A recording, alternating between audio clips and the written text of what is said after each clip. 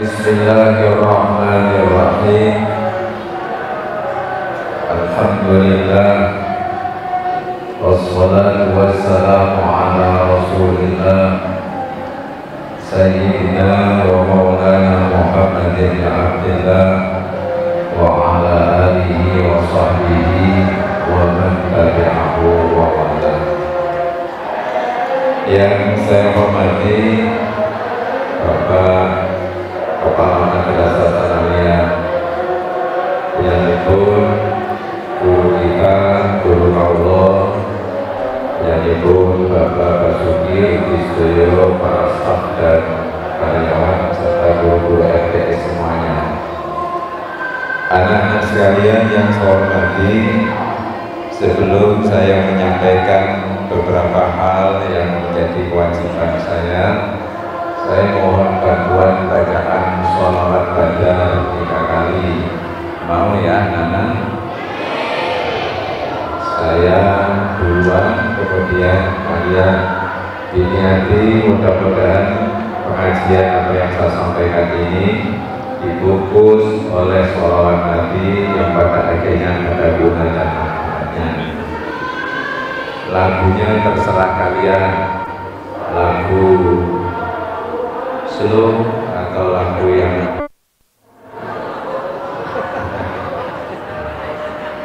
Allahumma sholli ala Muhammad.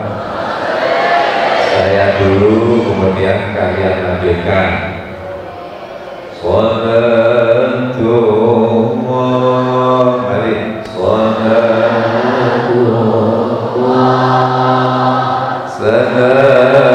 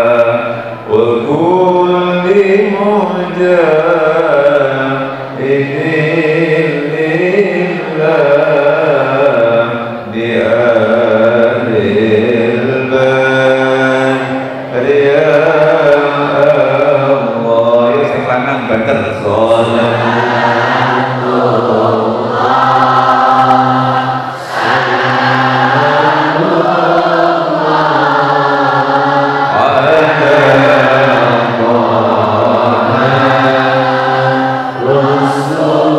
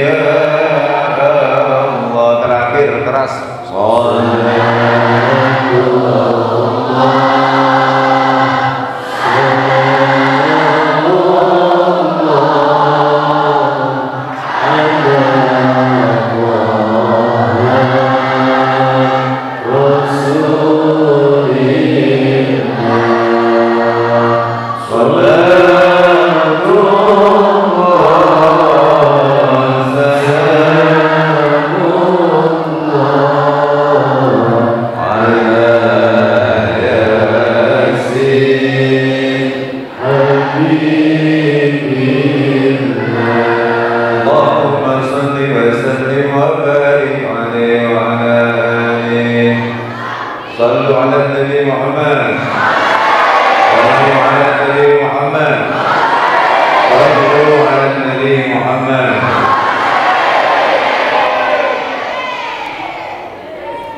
Anak-anak yang saya banggakan, apabila nanti saya komando tulis, baru menulis.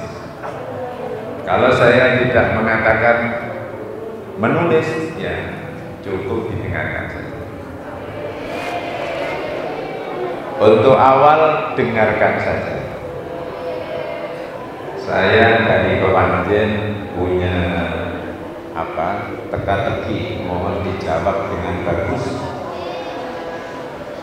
Ini belum doorpress, masih pertanyaan umum.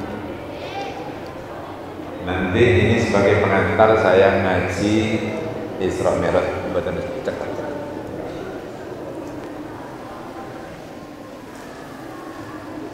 Ini saya punya teka-teki begini. Lihat meja ini. Ini benar botol, ini botol.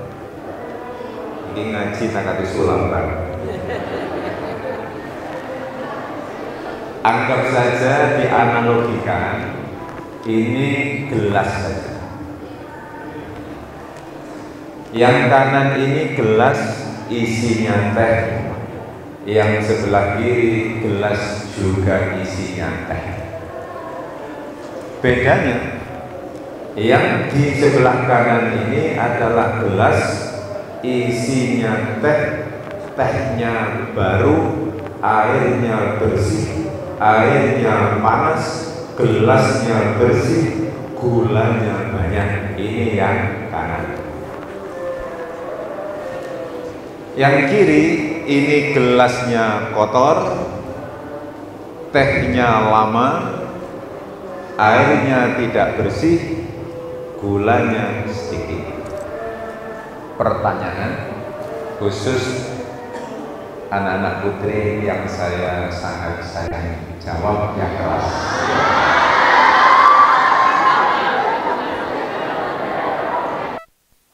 Menurut siswi MTS Al-Ma'arif yang saya ngalap barokah, anak-anak saya juga lulusan MTS Al-Ma'arif Singosari.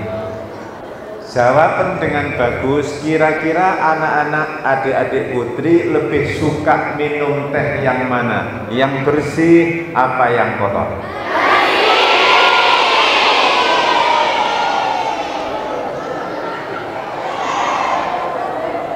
Anak-anak laki-laki jawab dengan serentak, jangan kalah semangatnya dengan teman-teman putri.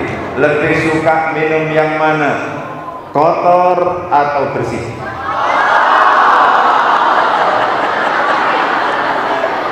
Cerdas ini ya. Kotor apa bersih? Bersih apa kotor? Baik. Kalimat pertanyaan tadi kalau saya teruskan semacam ini, kira-kira berubah apa enggak? Yang bersih ini, yang memberi adalah orang gila.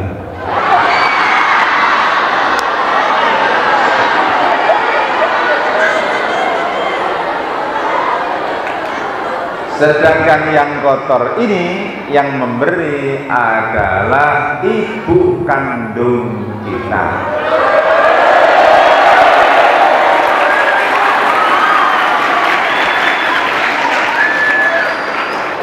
Mohon maaf tidak mengurangi rasa hormat. Kira-kira teman-teman putri masih suka yang bersih apa yang kotor? Yang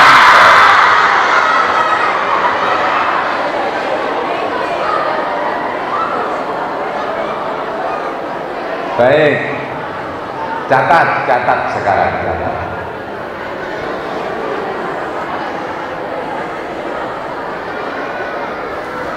Saya dikte saja. Yang menentukan hidup nikmat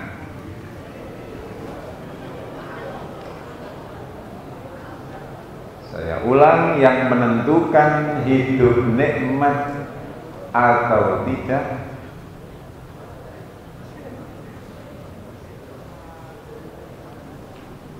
Tidak bergantung pada. Jadi jangan sampai menulis bergantung dari, itu salah. Yang bergantung pada menurut bahasa Indonesia. Karena saya sarjana bahasa Indonesia.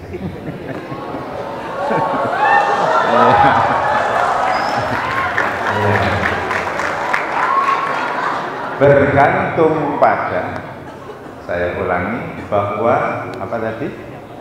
Yang menentukan hidup nikmat atau tidak, ya tidak bergantung pada wujud yang kita hadapi.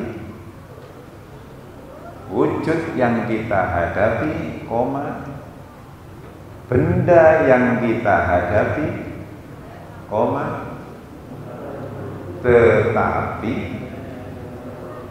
tetapi bergantung pada perasaan hati dan pikiran kita.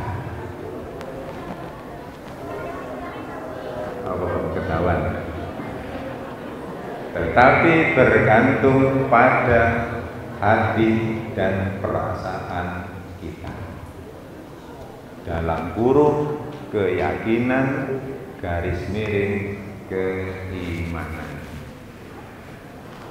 Sudah, nyatetnya selesai. Sekarang lihat saya dulu. Ada pertanyaan kedua. Nanti yang saya tanya dulu adik-adik laki-laki. Jangan sampai kalah adik-adik putri. Tadi kalau saya boleh memberikan angka masih 1-0 untuk laki-laki. Tepuk tangan.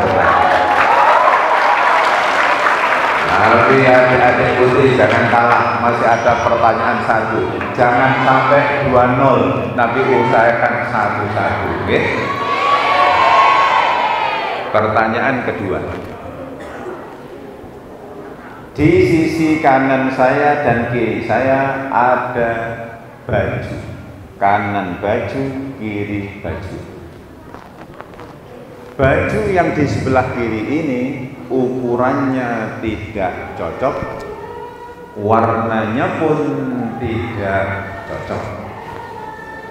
Sedangkan yang kanan ukurannya pas, warnanya bagus. Pertanyaan kepada adik-adik laki-laki.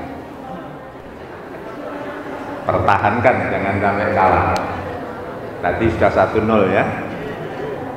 Siswa laki-laki kalau memakai baju kira-kira lebih senang dan pede percaya diri yang mana?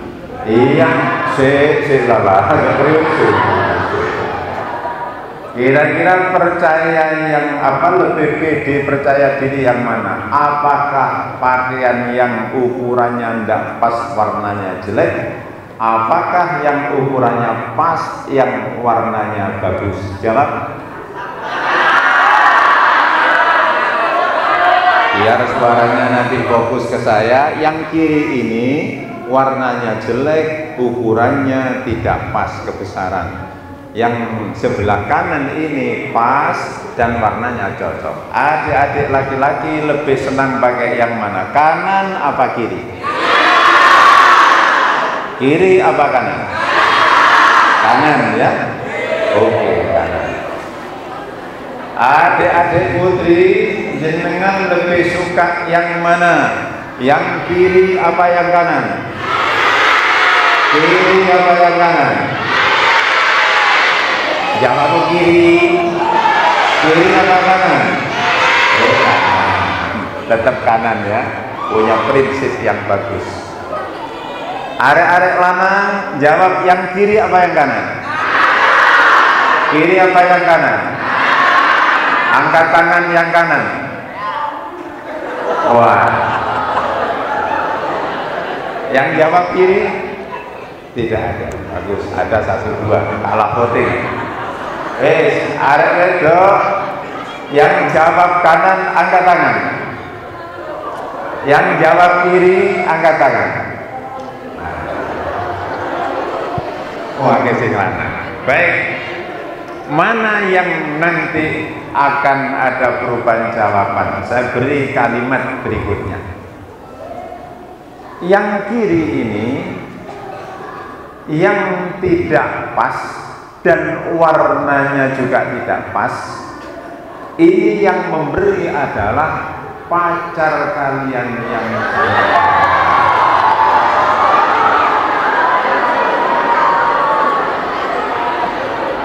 orangnya alim, ahli ngaji, pinter nahu sorok, pandai bahasa Inggris. Sedangkan yang kanan yang kamu pilih yang memberi adalah pencuri. Ayo, karena wis podo jawab kanan lagi, berarti oh ganti kiri ya, ganti kiri.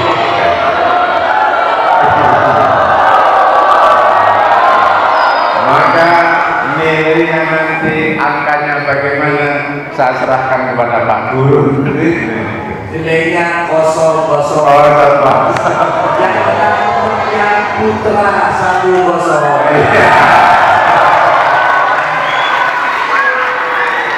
Begini maksud saya, di pengajian Isra Mi'raj, nilai yang ingin disampaikan atau yang ingin kita gali dari Isra Mi'raj ini adalah pertama nilai keimanan.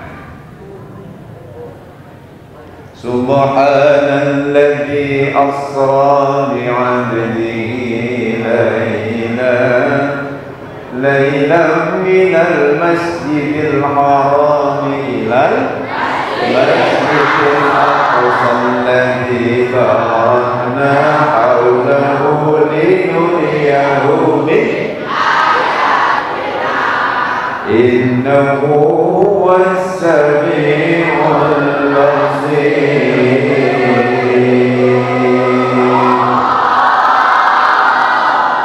Ini kalau nanti kalian mondoknya terus dari sanawiyah ke aliyah dan tetap ada di ma'arif, jenengan kemudian pulang ke pesantren sekitar, nanti kalian akan diberitahu oleh guru-guru kita bahwa subhanalladzi itu asli takbiruhu adalah subhanallahul ladzi. Jadi ada fa'il yang mustatir takbiruhu Allah, kata anak-anak ngaji. Jadi maha suci Allah yang telah mengisrakan hambanya. Artinya nilai awal yang ditanamkan oleh Allah kepada baginda Rasulullah Sallallahu Alaihi Wasallam, hidup ini jangan diletakkan akal di depan, tetapi iman yang di depan, yakin di depan, baru nanti akal ini mengikutinya sebagai teknik. Jangan dibalik, akal di depan, iman di belakang, itu salah. Yang betul adalah iman di depan, akal di belakangnya. Kalau nanti seperti itu, maka hidup ini menjadi enak. Karena apa? Karena semua itu diyakini, semua yang ngatur Allah Subhanahu wa ta'ala.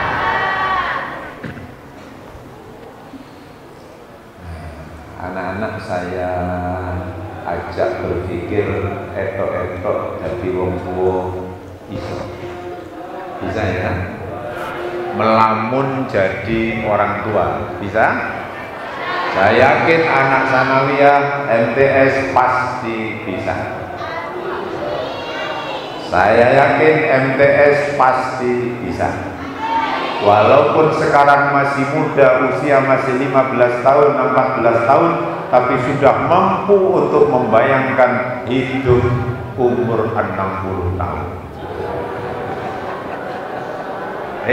Sekarang saya ilustrasikan, orang yang mementingkan iman, akal di belakang, dengan orang yang akalnya di depan, imannya di belakang, pasti akan berbeda. Dan ini nanti akan kamu alami dan dirasakan di saat 40 tahun yang akan datang, di saat usianya sudah seperti saya, seperti Pak Basuki, seperti guru-guru yang lain ini.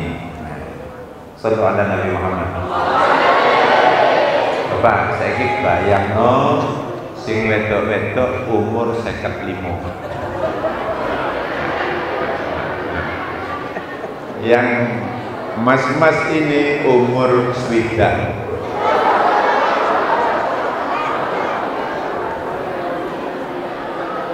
Sedangkan umur swidak dan umur 55 tahun ini usia sudah tua. Tapi kalau iman dikedepankan, tidak ada susah, tidak ada gobok, tidak ada resah, karena semuanya yakin yang ngatur hidup ini adalah Allah Subhanahu. Nah, sekarang saya ajak pikiranmu melayang ke sekitar umur 60. Mau nggih? Ini, misalnya kalian besok sing laki-laki sudah umur 60, putranya sudah 5 dan sudah kuliah semua. Kemudian kalian berkeluarga dengan mbak-mbak putri yang umurnya sudah 55 tahun. Di rumah tinggal berdua satu rumah, anaknya sudah kerja semua. Terus bapaknya anak-anak atau mas-mas yang sudah jadi bapak-bapak ini bilang kepada istrinya yang umur 55 tahun. Karena omongannya orang umur 60 bahasanya sudah tidak kenceng lagi. Maka dalam bahasa Jawa ini bapak-bapak bilang kepada istrinya, ini bayangkan kamu. Terus nyopo, nyopo ini. Assalamualaikum. Dari bojone, waalaikumsalam. Jadi wedok terus muni ngene, Pak, ojo kaget yo Pak yo. Oh, kok sih Bu? Wis salah aku sepurane sak durunge ojo kaget. Iya iya. Jadi sing wedok, Pak, oh kok Bu, aku meteng maneh.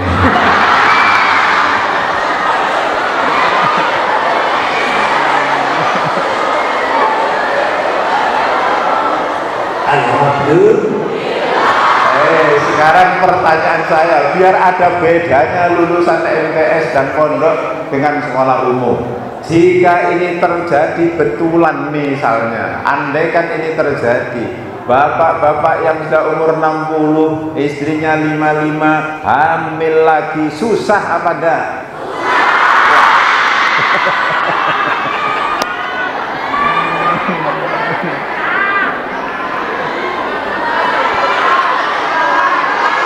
Saya ulang, susah apa enggak? Yang betul tidak susah. Tidak susah karena apa? Yang dikedepankan adalah iman, percaya yang menghidupkan Allah, yang mematikan Allah, yang memberi rezeki Allah, yang menyelamatkan adalah Allah. Kenapa susah? Karena kita sudah ada yang mengatur hidup. Kita tidak ikut mengatur hidup, tapi kita mengikuti aturan dari Tuhan. Saiki jawabe cek neteratur, tak takokno nang mbak-mbak dulu. Mas-mas gak usah jawab. Anak umur 55 besok meteng maneh. Susah nopo mboten? Sip. Mboten nggih? Napa kok mboten? Karena ada Allah yang menyelamatkan Allah, sing dadekno bayi ya Gusti Allah. Bapak-bapak tak takokne sing wis umur swidak-swidak. Jenengan kalau istrimu besok umur 55 meteng maneh susah napa boten?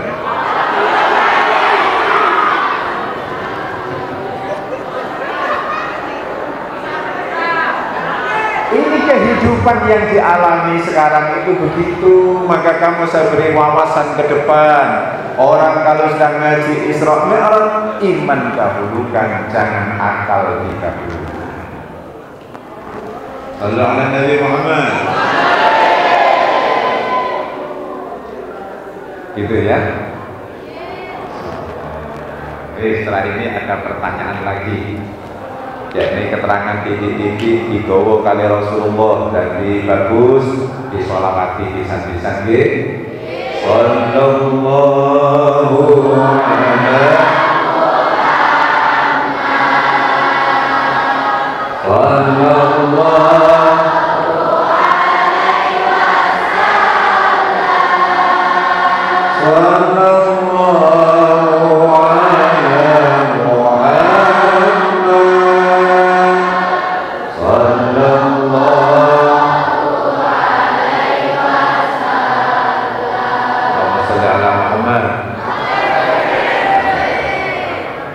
Sekarang begini, saya mulai tarik ke dunia siswa. Setelah lulus MTS ini, kalian mau tidak mau akan menghadapi usia yang bergulir ke masa dewasa. Kita yakini pondok pesantren dan madrasah ini adalah yang mengedepankan iman. Sedangkan akal karena anugerah Allah tapi diletakkan di belakang. Dan kita yakin bahwa sekolah di MTS dan di pondok pesantren inilah yang akan memupuk keimanan kita. Sedangkan yang memupuk akal-akal kita ini adalah di sekolah-sekolah umum. Andaikan nanti kalian setelah lulus MTS ini nilainya baik, nilainya kurang baik, nilainya jelek, naudzubillah. Kemudian mendapat brosur dari orang luar, ada pilihan. Ini adalah ada sekolah negeri umum yang tidak ada pondoknya. Ini ada lab komputernya lengkap, ada bahasanya lengkap, ada begini lengkap.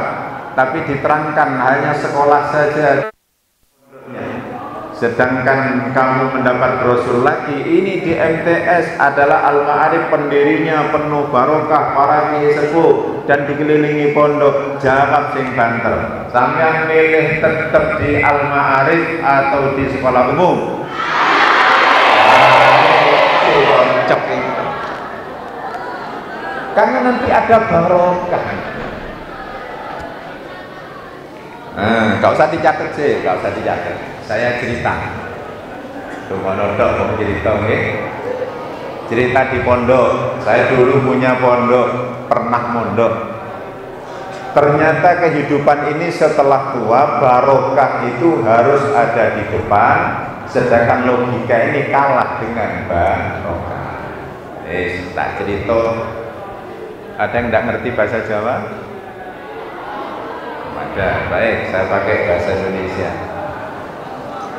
Saya dulu anak-anak lulus dari kuliah dan mondok itu sekitar tahun 89-88. Kamu belum lahir ya kan? Kebetulan saya ini tidak sombong, agak nggak sombong agak.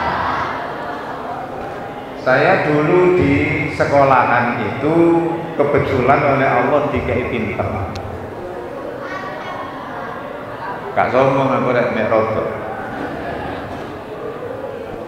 Saya sekolah dulu pinter, alhamdulillah, sampai di kampus di UM itu lulus saya juara 1 dari Hamungka. Saya ngaji dulu, menurut saya itu pinter. Aku hafal biyen niku, hafal biyen. Mulai al-qalamu wal lafzul murakabul mufidul bil waqi itu hafal. Biyen. Kamu sekarang juga hafal. Saya dulu hafal. Alhamdulillahilladzi qad waffaqa lil ilmi khairu walihi. Wa kana hakuluhu wa li azimi wa usribat makna dhamiri wa ulibatul hanibil. Nah, itu hafal saya dulu. Ya saya ini insya Allah sih hafal. Berarti saya sudah merasa aku ini pinter.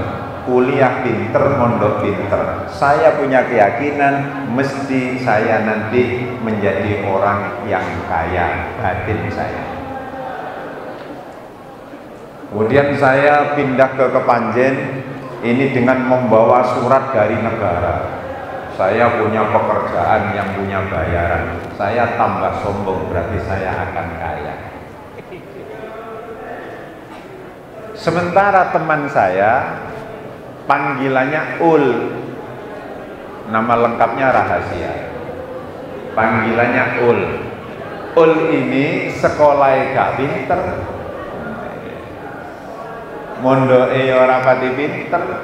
Mohon maaf Ustaz, kalau hafalan di Kidul Pasar Malang itu mesti kena hukuman. Di pondok saya namanya tum. Lek wis gak hafal ngoro tum ngadeg nek pojokan. Malang tum. Sekolahnya juga ndak pinter. Saya yakin bahwa teman saya ini besok akan lebih kaya saya daripada dia. Ini keyakinan saya. Karena apa? Saya tahu saya dan teman saya punya level yang sama, sama-sama orang desa, anaknya orang nggak punya.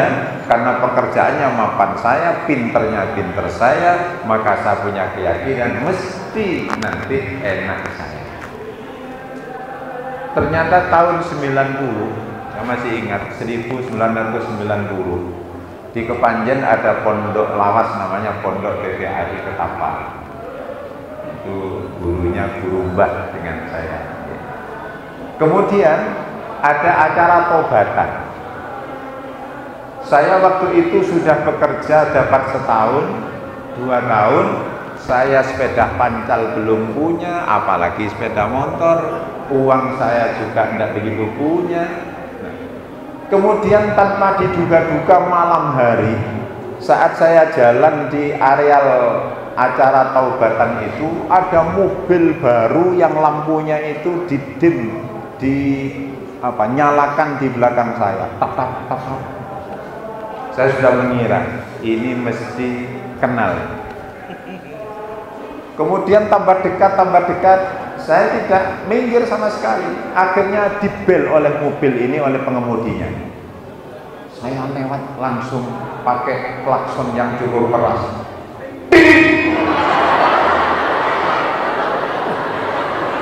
Oh, saya terkejutnya luar biasa. Ini mesti kenal. Kemudian saya mundur mendekati mobil ini, kaca depan ini dibuka. Ternyata yang muncul siapa? Teman saya yang namanya Ul tadi, yang kena tangtung di mobil. Saya langsung terheran-heran, saya tanya dengan bahasa Jawa. Loh, Ul, sampean Ul? Iya, Cak. Sik, aku tak takon. Apa, Cak? Sampean biyen aku roh, apalan gak tahu apal, sekolahmu ora pinter. Nah, terus sampean biyen wis ngono iku, aku pinter, aku durung duwe apa-apa, sampean kok iso duwe motor anyar. Iki tak sapa? Lah kok jawabe, ya tekku ya. Tambah geleng-geleng teko ndi arek. Terus saya kejar. Sik, ya apa teko iso koyo ngene ya apa iki? Ngene lho, Cak. Aku yo mbuh kabeh pangeran sing ngatur. Nah ini kalau sudah Tuhan yang ngatur tidak ada yang sulit. Kabeh sing ngatur pangeran, Cak. Oh, aku kan terkenal mondok isuwe ya. Kan gak ngurus wong kampung apa nek tangtung kan. Yang jelas aku mondok isuwe. Aku mulai langsung dipek mantu Pak Kepala Desa. Nah terus, ya iki dikekno aku sak anak-anake ya. Saya langsung ingat kepada ajaran, ya Allah, sombong itu tidak boleh, takabur itu juga tidak boleh. Ternyata di atas kita ada yang menata hidup ini. Siapa yang nata? Allah Subhanahu. Awak sing pinter juara siji sepeda pancal orang duwe. Lakok teman kita yang tidak apa-apa langsung mobilnya baru. Heboh di pondok. Saat reuni ada rapat. Karena Quran sudah mengatakan tidak ada sesuatu yang gratis, sesuatu itu pasti ada sebabnya. Likulli shay'in sababan wa atba'a sababa. Segala sesuatu ada sebab, dan dari sebab itu ini ada rahasia. Saat reuni anak-anak dibahas oleh teman-teman, kenapa si Ul ini sekarang jadi begini, kok sukses padahal dulu semacam itu. Diusut, kemudian didalami, ditanya, diinterogasi, ternyata memang ada sesuatu sebab yang lain tidak ada yang bisa meniru. Saya pun tidak bisa meniru. Apa rahasia itu? Beliau punya amalan yang benar-benar temannya tidak bisa meniru. Apa itu? Ya, Ul inilah yang paling ikhlas mijeti Pak Yai. Melo nek Pak Guru kesel pijet.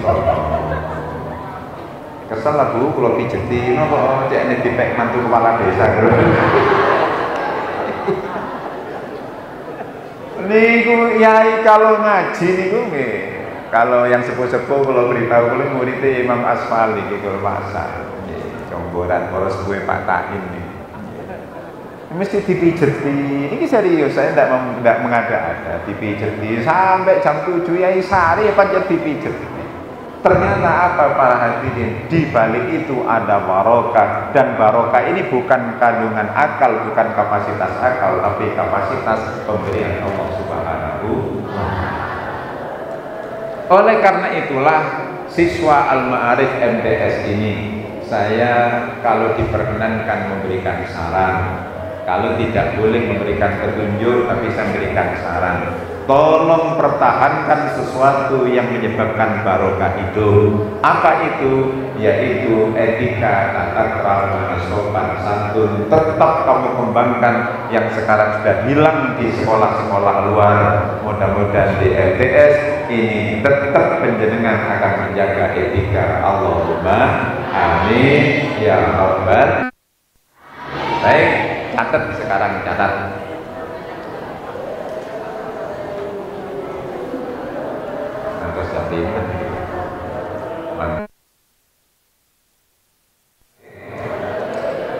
Rasulullah sallallahu alaihi wasallam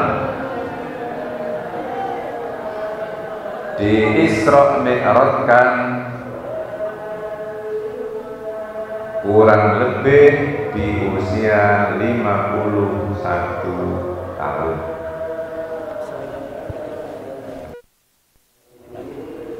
Oke, jalan sebentar.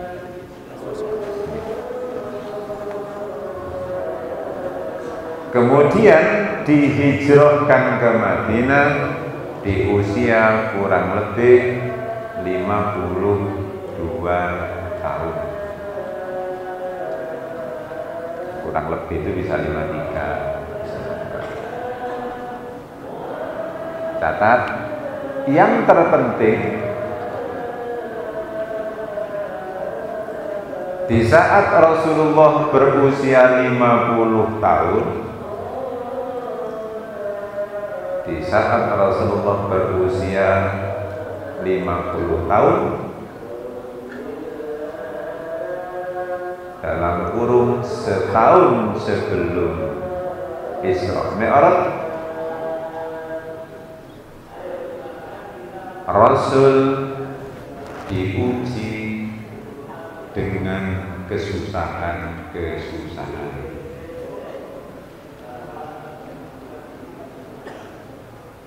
Hal tersebut yang dikenal dalam agama namanya tahun kesusahan. Ini di SKI ada, di sejarah ada, hanya kejar momentum aja. Sudah, dengarkan. Allahumma shalli ala Muhammad. Rasulullah itu susah karena ditinggal wafat oleh istrinya. Namanya siapa? Siti Khadijah. Ditinggal wafat oleh pamannya, namanya Abu Thalib. Kewafatan Siti Khadijah ini sangat menyusahkan Rasul. Karena apa? Ini kapasitas kalian saja, bukan kapasitas orang tua.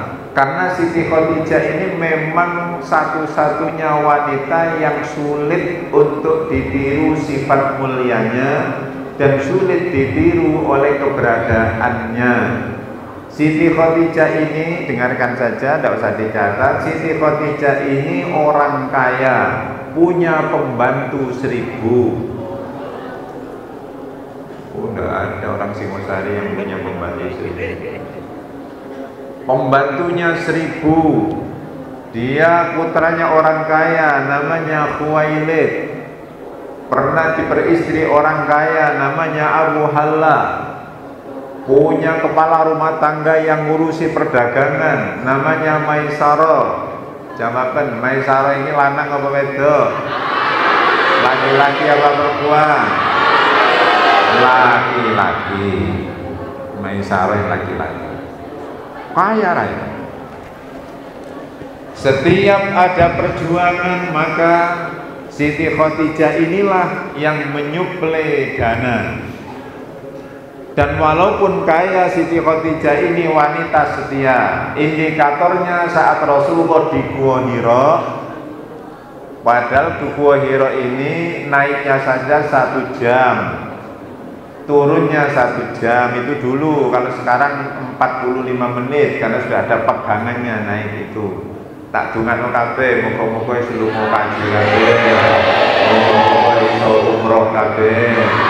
Nanti kalian naik ke Jabal Nur Gua Hira, kalau di sana kamu ingat Pak Guru, juga ingat saya. Aku tahu diterangno biyen Gua Hira, iki tak namanya Gua Hira. Siti Khadijah pagi sore dari Mekah ngirim sendiri ke Gua Hira, tidak pernah diwakilkan pembantunya. Walaupun punya pembantu 1000, pagi ngirim ke Gua Hira, pulang sore ngirim lagi ke Gua Hira. Ini Siti Khadijah. Ngapunten Bapak Ibu, niki kalau kita buat pengajian orang tua-tua. Kalau sekarang istri itu membuatkan kopi, suaminya sudah menyuruh pembantu, itu simbol sudah tidak setia.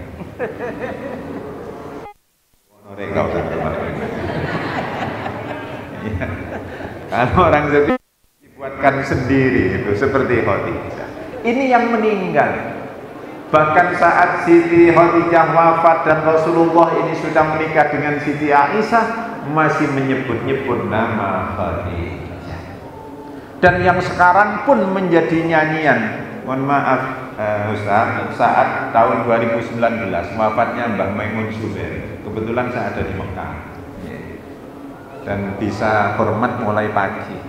Setelah beliau itu dimandikan di Khalidiyah, kemudian ke sektor sisa, kemudian kita nyegat di sana dengan teman-teman karena waktu itu sudah zonasi haji itu, maka kita di sana. Apa yang terjadi? Wafatnya Mbah Maimun saja yang memang sering menyebut Siti Khadijah. Teman-teman di taksi itu nyanyian Khadijah.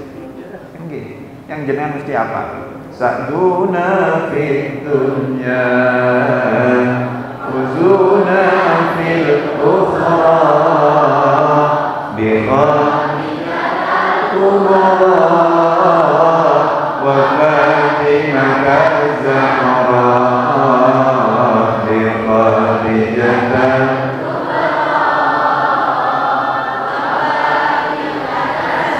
Yang kedua, Rasulullah itu ditinggal oleh Abu Thalib, simbol dari kewibawaan. Dua orang ini wafat, Rasulullah ini susahnya luar biasa. Indikatornya dalam kitab Ad-Dardir, tulis kitabnya saja, tulisan. Ada kitab syarah, kamu tulis kitab syarah Qissatul Isra wal Mi'raj karangan Syekh Ahmad Ad-Dardiri, terkenal dengan kitab namanya Kitab Dardir. Ning pondok niku biasa diwaos Kitab Dardir. Maka saat Rasulullah ini susah, jarang tidur di rumah. Rasulullah ini kadang tidur di rumahnya Sayyidina Ja'far. Catet jeneng itu Sayyidina Ja'far. Terkadang tidur di rumahnya Umi Hani. Keduanya ini adalah saudara sepupu dari baginda Rasulullah, karena saudara Sayyidina Ali. Terkadang Rasulullah ini tidur di Hijr Ismail, kadang-kadang Rasulullah ini tidur di sebelahnya Ka'bah. Karena apa? Susah. Jarang tidur di rumahnya Ibu Aminah karena keresahan baginda Rasulullah sallallahu alaihi wasallam. Nah, saat kondisi semacam inilah maka malaikat Jibril turun membawa ayat, yaitu Isra Mi'raj yang jenengan baca tadi, yaitu di surah Bani Israil Al-Isra itu ayat 1. Singkat cerita, maka Rasulullah dibawa jalan oleh kendaraan namanya apa? Buraq. Dibawa keliling dari Masjidil Haram ke Masjidil Aqsa. Ngapunten Bu Guru, niki cerita 2 hari yang lalu saya ngaji di suatu pedalaman, suatu daerah. Semuanya bawa HP, anak-anak desa itu bawa HP. Saya guyon-guyon karena anak-anak di pentas begini. Tolong anak-anak cari di browsing berapa jarak Masjidil Aqsa ke Masjidil Haram. Wah, ini di browsing. Anu Pak, berapa? 1291 km. Saya percaya saja ya sudah benar. Setelah itu tak tes. Baik, ini yang kedua, tolong carikan browsing cepat jarak dari Masjidil Aqsa ke Sidratil Muntaha. Ngaten di browsing kali lari-lari. Jawab. Nggih. Loh, ketemu? Saya tidak percaya. Ketemu? Iya Pak, berapa? 2.891 km. Loh kok iso kok ndi? Iki ngarang kaya apa Google itu. Kok bisa ngukur jarak dari Masjidil Aqsa ke Sidratil Muntaha. Dari perjalanan itu anak-anak Rasulullah yang susah karena ditinggal wafat istrinya, ditinggal wafat pamannya. Ternyata Rasulullah dihibur oleh Allah. Kalau dalam bahasa tafsir, linuriyahu min ayatina, kemudian ditunjukkan tanda-tanda keagungannya. Kemudian saya catat di sana, kalian tidak usah nyatet, sudah wakil saya saja, okay? Ada 36 peristiwa penting dari Masjidil Haram ke Masjidil Aqsa yang bersifat aneh-aneh, tidak pernah didengar atau dilihat oleh baginda Rasul.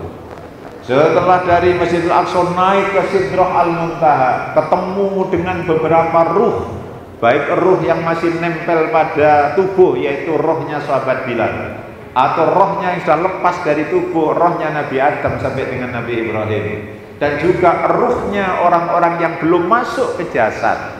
Siapa itu? Adalah ruhnya As-Sayyidi Syekh Abdul Qadir Al-Jilani dan Abu Hamid Muhammad bin Muhammad Al-Ghazali. Ketemu semua. Apa yang dialami Rasul setelah melihat semua keajaiban itu? Peristiwa dunia ini ternyata kecil, ternyata kesusahan di dunia ini ternyata kecil, ditutup oleh kesenangan melihat tanda-tanda keagungan Gusti Allah. Ini nanti saya ambil hikmahnya. Nah, kita nanti hisabnya juga puntelas. Kira menit nanti saya sesuaikan. Yang penting nanti ada hikmah yang bisa diambil. Kemudian puncak kesenangan Rasul ini pada saat ketemu Gusti Allah. Madzhab Syafi'i meyakini itu.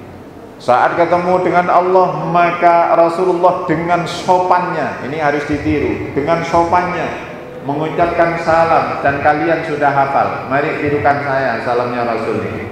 At-tahiyyatul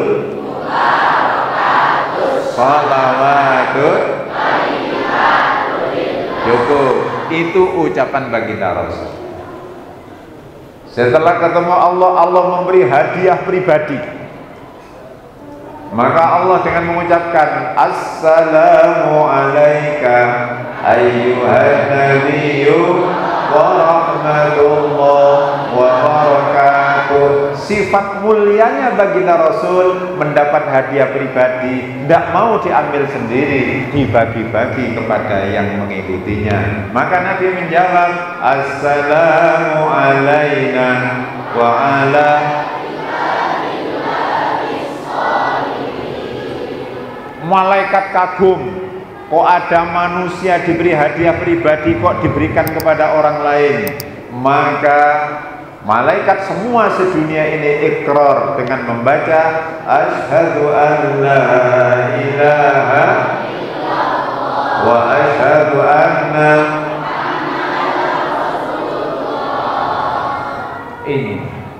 Ini hikmah. Maka sebelum saya masuk kepada hikmah paling penting, maka mari kita tiru. Kalau kita ingin mulia dan kita itu ingin ditata oleh Allah, satu, hormatlah pada siapapun. Ditunjukkan kepada baginda Rasulullah, hormat kepada siapa yang dilaluinya. Yang kedua agak sulit. Apabila mendapat kenikmatan, tolong jangan diambil sendiri, tapi bagi-bagikan kepada orang lain. Nabi menjawabnya, assalamualaikum wa ala ibadillahis. Baik, saya tanya khusus anak putri. Jawab nggih. Jenengan menawi pikantuk kintunan kalian yang sepuh dikirim ke pondok, kemudian dikirim nasi satu tempat yang besar, dimakan sendiri atau dibagi teman? Cocok. Jadi adik-adik laki-laki, kalian diberi uang oleh ayahmu 100.000, dibagi-bagi nopo boten?